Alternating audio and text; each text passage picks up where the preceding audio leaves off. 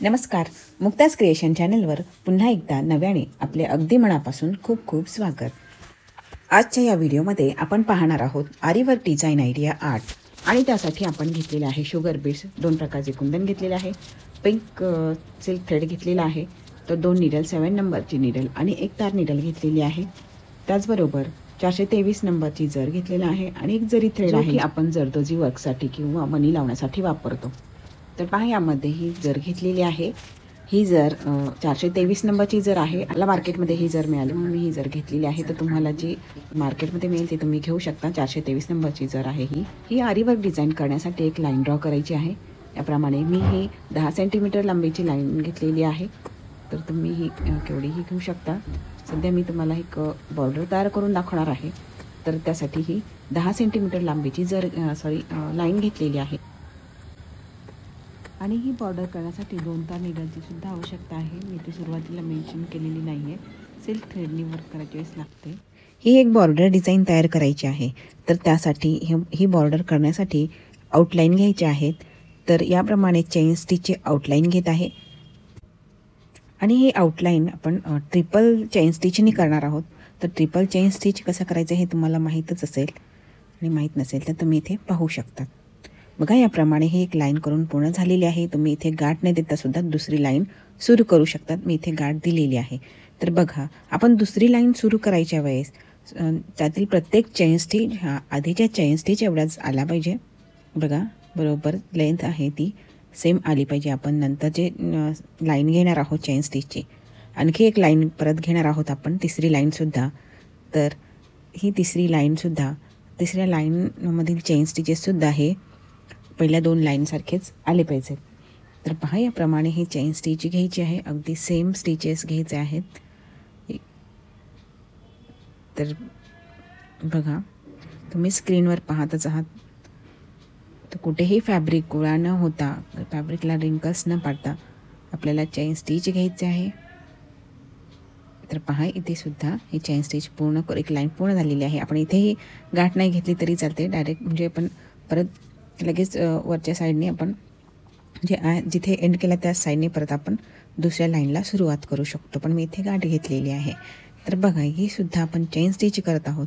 तर तुम्हाला आधी सांगितले मी की आपल्या आधीच्या 2 लाईनमधील चेन स्टिचेस आणि ह्या नंतरच्या येणारे चेन स्टिचेस हे अगदी सारखे असले पाहिजे.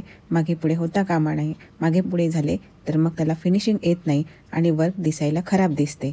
तर वर्कला सुंदरता येण्यासाठी अगदी व्यवस्थितपणे म्हणजे हे जे आहे आपली आउटलाईन सुंदर दिसण्यासाठी त्यातील हे स्टिचेस एकसारखे घ्या म्हणजे वर्क दिसायला सुंदर दिसते. तर पहा अशाप्रमाणे आपली ही तिसरी लाईनसुद्धा करून झालेली आहे आणि इथे गाठ घ्यायची आहे. तर अशा प्रकारे ट्रिपल चेन स्टिचची आउटलाईन करून झालेली आहे. यानंतर आपण पुढील वर्कसाठी वापरणार आहोत हा थ्रेड. हा सिल्क थ्रेड आहे.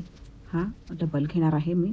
तर मला आता ही छोटीशी लाईन आहे त्यामुळे मी पाहिजे तेवढा थ्रेड काढून घेणार आहे आणि त्याला डबल करणार आहे.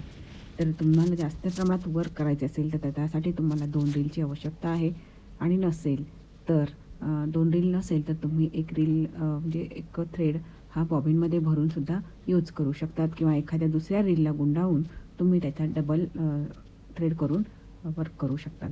बघा यामध्ये मी हे या कलरचे कुंदन वापरणार आहे म्हणून हा थ्रेड घेतलेला आहे. कॉन्ट्रास्ट कलर खूप सुंदर दिसतो. तर बघा अशा प्रकारे ही सुद्धा चेन स्टिच आहे. तर आधीच्या चेन स्टिचेसला पॅरलल आले पाहिजे सगळे स्टिचेस. तर पहा याप्रमाणे इथे ही सुद्धा चेन स्टिच करून झालेली आहे आणि गाठ घ्यायची आहे. त्यानंतर बघा याप्रमाणे अशी आपली ही स्टिच करून झालेली आहे. तर खूप सुंदर अशी ही लाईन दिसत आहे.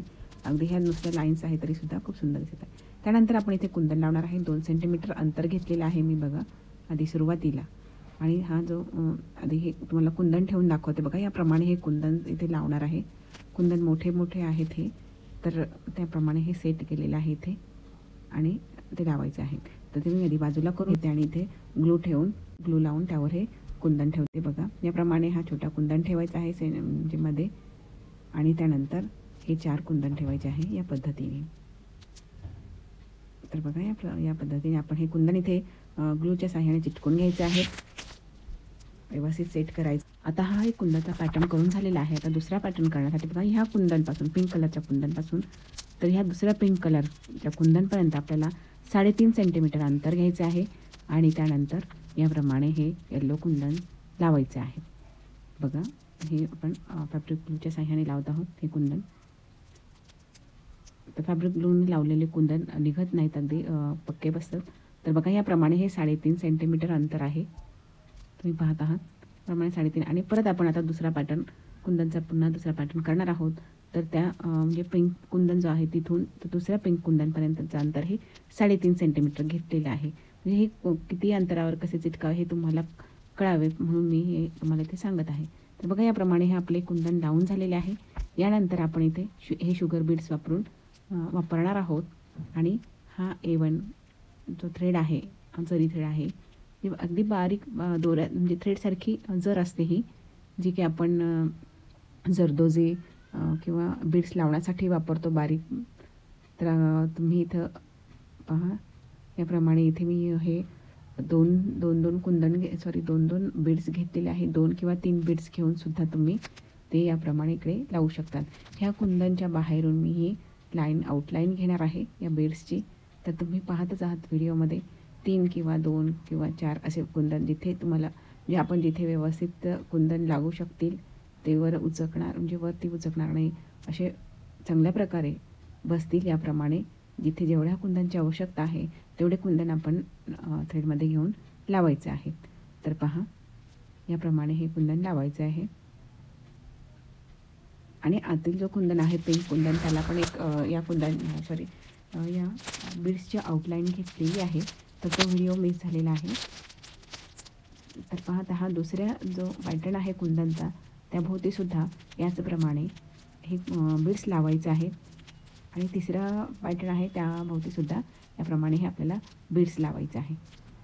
तर तुम्ही पाहत आहात या व्हिडिओमध्ये कशा प्रकारे आपण हे बीड्स लावत आहोत.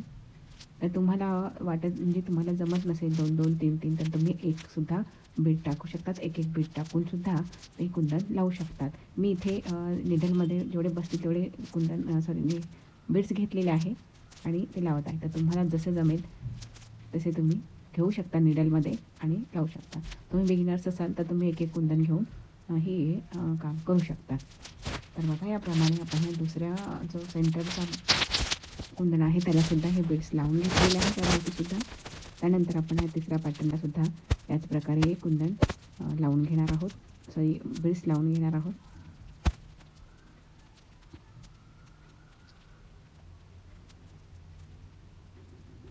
आणि ह्या डिझाईनमधील आउटलाईन आहे, हे आउटलाईन झाल्यानंतर जी गोल्डन आउटलाईन आहे जरीकडची त्या आउटलाईनला आपण हे शुगर बीड्स घेतले तरी चालतील. माझ्याकडनं इथे तुम्हाला दाखवता ते राहून गेले लावायचे.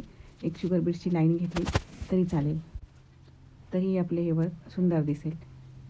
इथे राहिलेले आधी व्हिडिओमध्ये लाईन जिथे ब्लिंक होत आहे तिथे आपल्याला शुगर बीड्सची एक लाईन घेतली तरी चालेल. तर बघा त्यानंतर इथे याप्रमाणे हे पिंक कुंदन लावायचे आहेत आणि त्याभोवतीसुद्धा हे शुगर बीड्स लावून घ्यायचे आहेत. तर त्यामुळे अगदी हे आपली जी बॉर्डर आहे ती दिसायला अगदी सुंदर दिसणार आहे. आणि त्यानंतर हा जो कुंदनचा पॅटर्न आहे त्यामधील जो गॅप आहे त्यामध्ये याप्रमाणे हे 2-2 शुगर बीड्स आपल्याला लावायचे आहेत. या बॉर्डरमध्ये तिथे याप्रमाणे हे गॅप आहे तिथे हे 2 शुगर बीड्स लावायचे आहेत आणि या कुंदनभोवती ही आउटलाईन करायचं आहे. तर पहा या कुंदनमध्ये मी शेवटी जे बीड्स घेत आहे ते जास्त बीड्स घेतलेले 4 बीड्स घेतलेले आहे. पण तिथे 4 बीड्सपेक्षा थोडीशी कमी जागा होती. तर तिथे हे बीड्स लावल्यानंतर ते थोडीशी लाईन जी आहे बीड्सची ती वर उठते. तर ती वर उठू नये त्यासाठी पुन्हा एकदा एक मधून स्टिच घ्यायचा आहे आणि तो तिथे पॅक करायचा आहे. म्हणजे बीड्स हे अगदी त्याला व्यवस्थित वर न उठता असे व्यवस्थित बसतात. तर बघा याप्रमाणे बाजूला ओढले गेल्यामुळे तिथे जागा झालेली आहे. तर तुम्हालाही असा प्रॉब्लेम आल्यानंतर तुम्ही तिथे असं करू शकता. तुम्हाला व्हिडिओ कसा वाटला, आवडल्यास लाईक करा आणि चॅनलला सबस्क्राईब केलं नसेल तर सबस्क्राईब करा. व्हिडिओ पूर्ण पाहिल्याबद्दल खूप खूप धन्यवाद.